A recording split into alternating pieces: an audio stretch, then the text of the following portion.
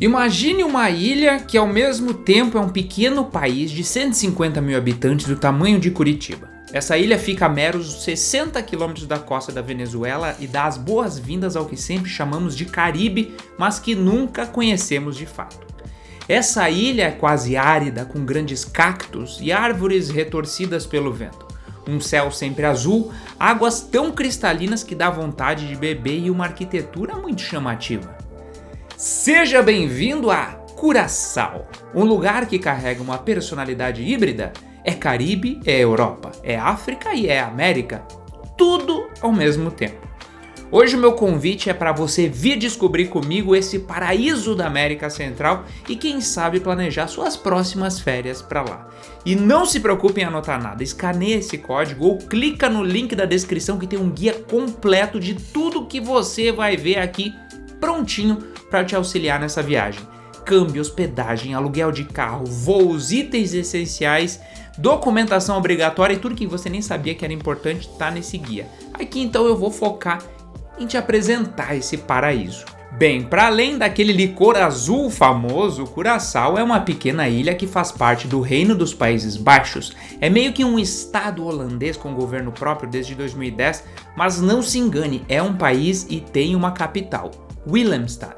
Aliás, sobre essa cidade, ela nasceu em 1634, quando a Companhia Holandesa das Índias Ocidentais transformou um porto natural num entreposto de comércio de escravizados, o que influenciou completamente a economia quanto à arquitetura colonial multicolorida que é hoje esse lugar, um verdadeiro patrimônio mundial da Unesco. Mas antes dos holandeses, os espanhóis já visitaram a ilha, mas seguiram adiante porque não encontraram ouro ali. Aos poucos, outros países também passaram pela região, sempre levando algo e deixando um pouco de si também. E devido a isso, se desenvolveu uma linguagem única no país, o papeamento, uma mistura do neerlandês da Holanda, do inglês, do espanhol, do português de Portugal e diversas outras. Isso sim é o resultado de um hipotético mundo sem fronteiras. O bacana é que, por ser formado por tantos outros idiomas, meio que todos em Curaçao falam o papeamento e entendem as demais línguas. Por isso é extremamente simples se encontrar entre uma placa e outra ou até mesmo pedindo informações em português. Mas as semelhanças param por aí porque o país possui uma moeda própria, o florim das Antilhas holandesas, apesar de aceitar dólar. E um clima que só não tem sol à noite, porque no resto do ano varia dos 26 aos 33 graus. Simplesmente perfeito, praticamente sem chuvas e seguramente fora da rota dos furacões. Mas tem bastante vento, o que ajuda a amenizar essa quentura toda. Eu confesso que para um destino pouco comentado foi mais fácil do que eu imaginei organizar essa viagem, mas vamos ao que interessa. Chegar em Curaçao é saber que o primeiro dia é uma mescla de vontade de fazer tudo e de tirar umas horas para descansar. Do aeroporto até a região central é questão de 30 minutos, aliás, tudo fica numa distância razoável de carro. Nesse trecho a gente já vai tendo uma ideia do que nos aguarda nos próximos dias. Curaçao pode ser dividida em 5 partes e essa foi a minha percepção. O lado oeste com as principais praias, talvez as mais acessíveis financeiramente falando. O lado leste com mais praias lindas, mas mais movimentadas e por isso mais caras. A região central de Willemstad, onde fica todo o comércio e a arquitetura colorida.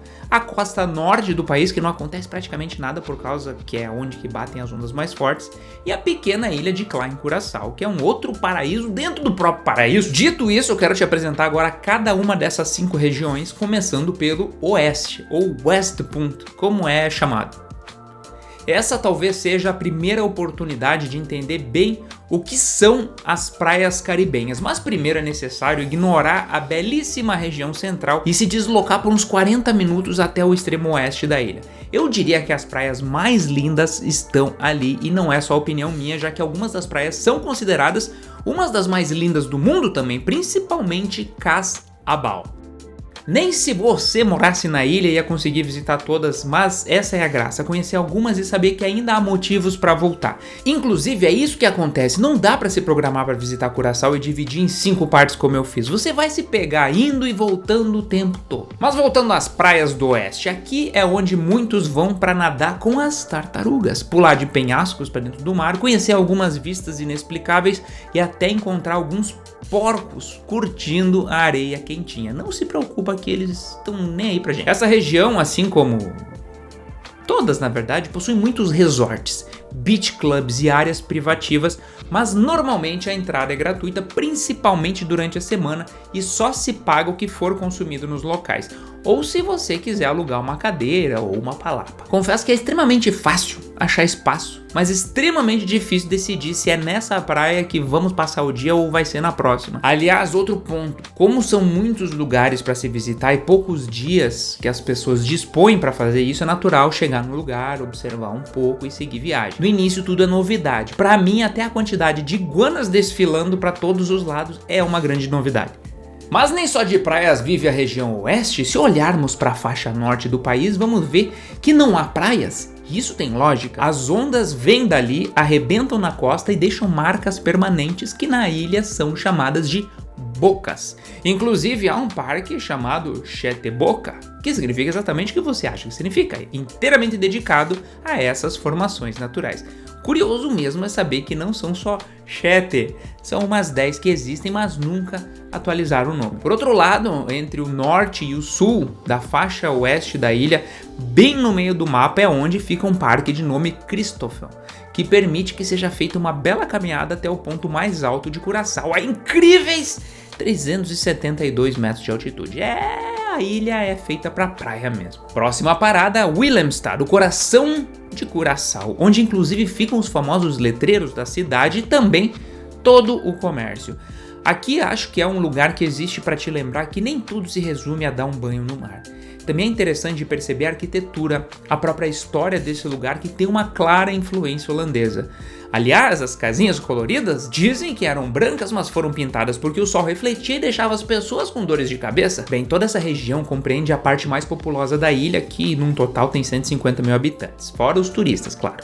A parte mais central e mais turística é dividida por um canal onde passam as embarcações. De um lado temos Punda, uma região mais histórica, do outro lado Otrobanda, também histórica, mas com um ar mais modernizado. E entre os dois lados, uma ponte popularmente conhecida como Swinging Old Lady, ou a velha senhora que balança, porque ela simplesmente é uma ponte flutuante, e caminhar por ela é como se pudéssemos sentir as ondulações da água abaixo.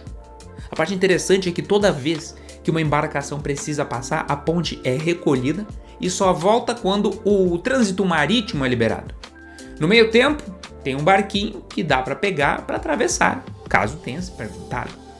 E lá ao fundo vemos outra ponte, mas aquelas se espertaram e fizeram maior para que os barcos pudessem passar por baixo, sem problema algum. É a maior de todo o Caribe. Willemstad é incrível, chama atenção em cada detalhe e em todo canto que se olhe. É cheia de restaurantes, lojas de souvenirs, feiras e todo tipo de atividade que se possa ter ideia. É aqui que praticamente toda a cidade e todos os turistas têm o maior intercâmbio cultural possível. Mas a região é grande e compreende outros lugares também, como o próprio aeroporto e uma gigantesca caverna que há milhões de anos já esteve debaixo do mar. Aliás, que lugar fantástico e completamente inesperado se achar numa ilha dessas. Logo ao lado de Willemstad, mas de certa forma ainda fazendo um pouco parte, encontramos o que inicia o canto leste de Curaçao. Na verdade, o leste extremo não tem nada, só mato. Então vamos chamar isso aqui de leste.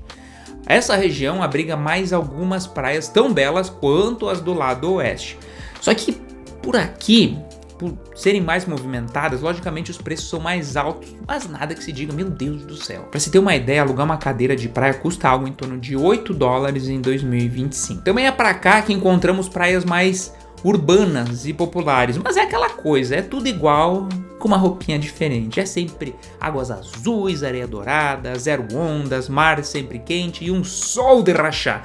O que diferencia um lugar do outro são os entornos, as falésias, os coqueiros, a disposição das coisas mesmo. Para esses lados do leste, onde podemos visitar construções mais antigas que já protegeram a ilha no passado, ao mesmo tempo que nos impressionamos com a magnitude de novas embarcações que atracam aqui o tempo todo.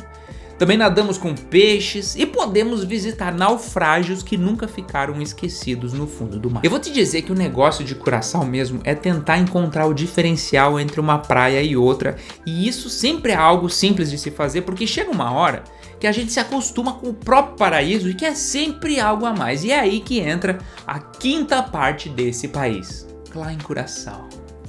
Como se não bastasse e nada pudesse ser mais bonito, esse povo foi abençoado por uma minúscula ilha que se atravessa em 10 minutos caminhando. Lá em Curaçao é inóspita, não tem hospedagens, nem restaurantes, nem avenidas e muito menos veículos. Ela é inteiramente turística e só se chega nela contratando serviços especializados para isso. Por sorte, há estrutura para receber a gente, café, almoço, sombra e água fresca. O resto é resto. Ficar aqui é se sentir abençoado o tempo todo e talvez colocar no lugar do Robinson Crusoe um pouquinho, claro, com um pouco mais de gente junto ali. E bem no centro dessa ilha, onde encontramos um farol que, na minha humilde opinião, é o mais lindo do universo, mas eu não tenho muitas referências.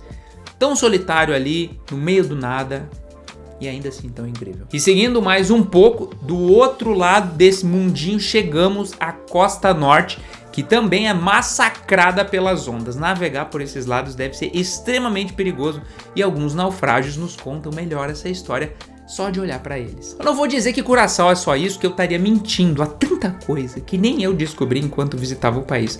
Pra tua sorte, eu fiz uma pesquisa mais extensa depois de voltar de viagem e coloquei no meu guia, que assim pelo menos você consegue aproveitar melhor. Mas uma coisa deve ter vindo à tua cabeça esse tempo todo que eu falei em Curaçao. Afinal, isso aí não é nome de bebida?